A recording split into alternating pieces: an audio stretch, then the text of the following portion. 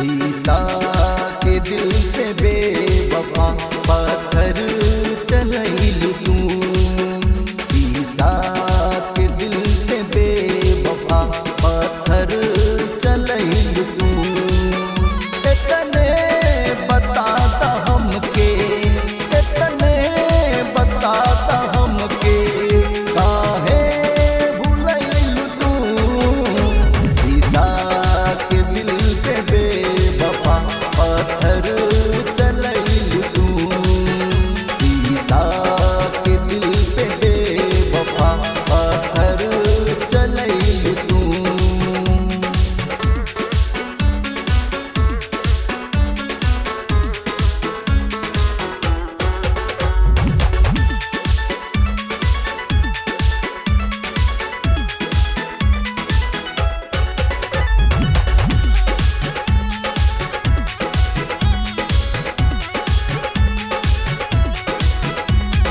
तोहरा के मानत रहनी हम आपन नसीब हो। छोड़लू साथ हमरा अब तक जानी गरीब हो। हुस्न का जादू देखकर ईमान दे दिया, पहलू में अपने कातिल का अरमान दे दिया। क्या समझेगी तू, अरे क्या समझेगी तू मेरे मोहब्बत की हकीकत। जा बेवफा तुझको तो अपनी जान दे दिया। तोहरा के मानत रहनी हम आपन नसीब हो। छोड़लू साथ हमरा अब तक जानी गरीब हो।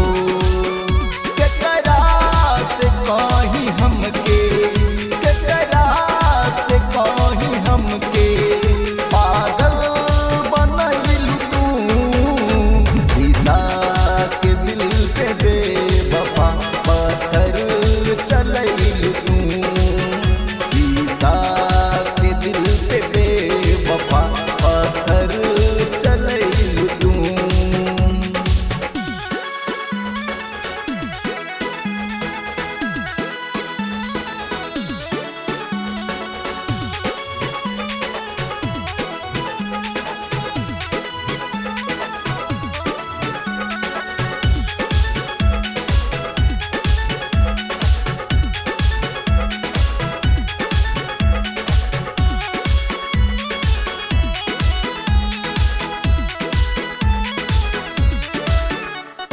हाकिम के तू दिहलू गम, दुखवा हजार हो।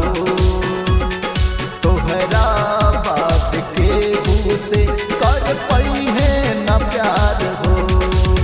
तुझने ही सिखाया है मुझे एतबार करना, बेदर्द जमाना है आंखें चार मत करना। हाकिम को, अरे हाकिम को सबक मिल गया तुझसे ही बेवफा, अब जिंदगी में किसी से कभी प्यार न करना।